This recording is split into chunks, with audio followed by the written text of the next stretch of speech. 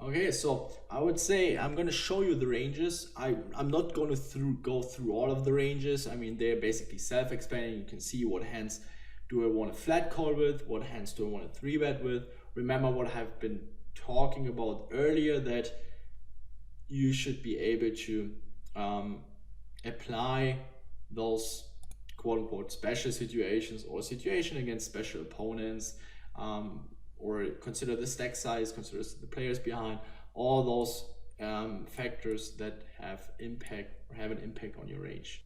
So we have the ranges for 40 big blinds and more, and then for 40 big blinds and less. Obviously, when we're gonna have 20 big blinds, 25 big blinds, 50 big blinds, we start also rejamming hands, but this is not part of this video. There will be an extra video where I will teach you everything you need to know about what hands to rejam with, when to rejam, yada yada yada. Okay, so this is not part of this video here, so don't get confused. So you also see right away what hands we 3-bet with. This is the range here, or not only the hands you can 3-bet with, but what hands you can potentially additionally play or additionally add in your calling range if the table is super soft. So here you see that we 3-bet queens and ace king off. Why do we flat ace king suited when the table is super soft? Okay, so the thing is, actually the value or the EV of 3-betting ace king UTG, normal German, comes in the foreground. If we are under the gun +1 against under the gun and we have a hand like ace king, I don't mind a flat call though, because the value, you know, it looks super strong and people, they don't defend that much, yet we cannot exploit that because there's still 7 players left to act. So don't come up with the idea, oh, Ben is saying people rarely defend under the gun +1 against under the gun 3-bet, or no, sorry, under the gun against under the gun +1 3-bet. No, the thing is, we are 3-betting literally 7 people, so you cannot bluff that much. Yet ace king off also, I mean, needs protection. We don't want to play 4-way, 5-way. So we can also not really go for 4-bet if someone squeezes behind us. So here we just 3-bet, try to take down the pot, protect our equity. Ace king suited yet is a very, very strong hand multi-way as well, since it's suited. And if there are many recreational players sitting behind, you should flat call this hand. Yeah, we flat ace queen, ace jack suited. And then we 3-bet king jack suited. We should 3-bet ace 10 suited here, by the way. Ace queen off, king jack suited, ace 10 suited. And you also see that our frequencies here, we're 3-betting for value 2.26 the time, and our bluff 3-betting is 1.5% of the time. Value 3-bet means that we continue against the 4-bet. If someone jams for 100 big blind, we should probably fold ace king though. I mean, here you need to, those very special situations, you need to think a little bit by yourself. And yeah, other than that, we're not playing that much from that very position because there are just so many players left to act who can wake up with the hand.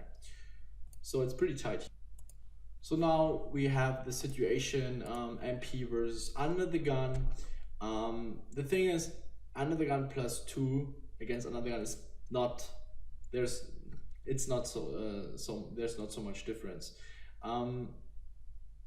But here MP, obviously we start playing more hands a little bit. We're gonna add some more suited connectors. I also don't mind 3-betting a hand like ace jack off. This would be, by the way, a hand I would put into my bluff 3-bet range if I see that my opponent is very, very yeah, or I'm more on the loser side. So this would be the very first hands I would take into my bluff 3-betting range, and also hands like ace 8 suited, king 10 suited. Again, we're in position, there's still many players left to act. We don't want to go too crazy anyway. So if someone is to lose from under the gun, he's basically losing already money against the entire table, right? So the most money we can make against players who are to lose are in situations when they're open raising from the button and the cutoff and the hijack and the small blind, so those late positions. But usually, especially from MP against under the gun, ace jack off is a very, very nasty hand. And here again, if I see, okay, there are 2 or 3 big fish or just recreational players sitting behind, I'm not 3-betting a hand like king jack suited. I'm not 3-betting hand like queen 10, king 10. I'm just flatting those hands. Same for ace 10 suited. Yeah, ace king suited should be 3-bet here most of the time. Again, if there are weak opponents sitting behind, we can flat call this hand. I'm gonna save it so you have the right ranges right away.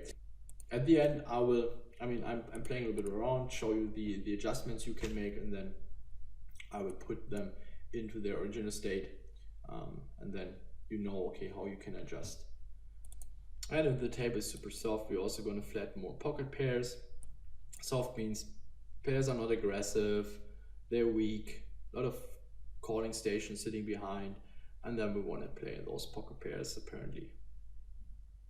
This is button versus under the gun. You see we're playing quite a lot of hands. We're in the button, we have the position advantage. You can defend your button quite frequently.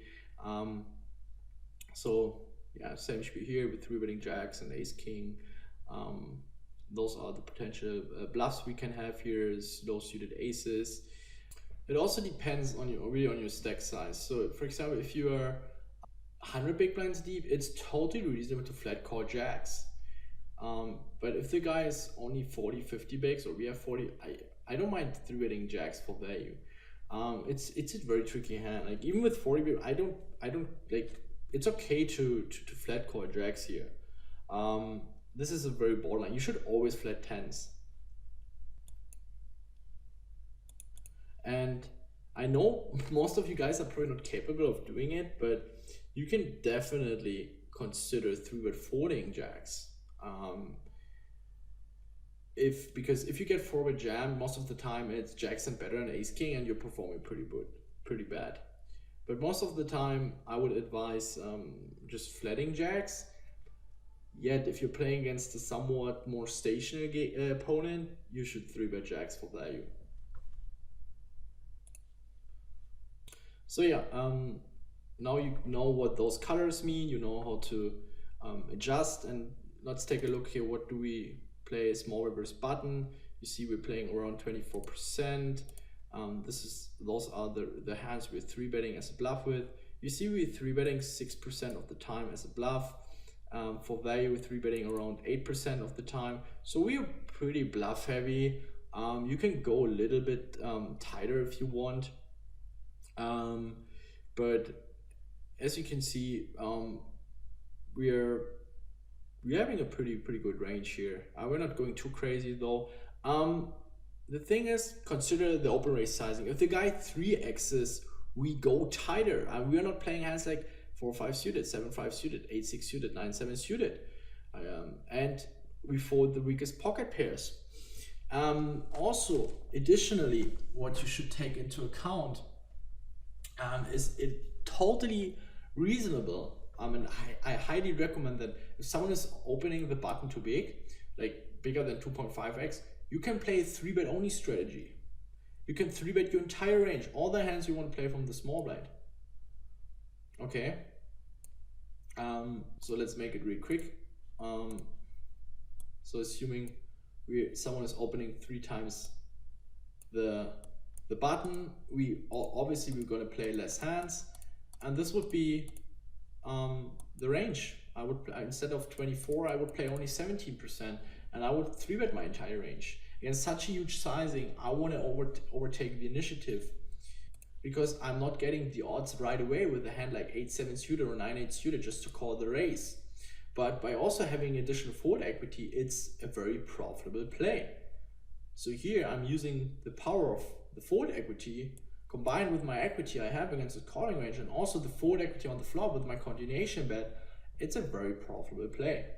Here I want to show you the big blind versus button range, and this is again defending against the 2.5x raise against the button. You can see we're defending fairly loose, and we're 3-betting those kind of hands here. Why are we 3-betting those hands and not a hand like Jack 7 suited, King 7 suited? If you think about your opponent's calling range, it is very Broadway heavy and strong ace-x hands, and I don't want to 3-bet a hand like Jack 7 suited and being super dominated against his calling range. And if I had hit a top here, I have to check call, and I'm in the bluff catcher mode, and that sucks. And you're gonna end up being in a guessing game, and the reverse turns, the pot will be big, and you have a weak top pair. that sucks. If you have a hand like 7-5 or 7-4 suited, you either hit something like a good draw, and then you can also barrel it off, or your hand is very disguised and you can win a very big pot. Also, your outs to your straights are not blocked by his calling range. With the Jack 8 suited, you're less hitting a straight because he's having hands like King Queen, Pocket 10s, Queen 10, and those are blocking your straight outs, right? I mean, obviously he has hands like Ace 6 suited, Ace 5 suited as well, and he's blocking you also some of your outs, but it is less likely because he has less combinations of those 8x, 7x, 9x, 5x, 4x, 3x hands. So here, this is a typical example of a polarized range. We have either a very weak hand or a very strong hand. As you can see, all those middle hands in between, we are flat calling.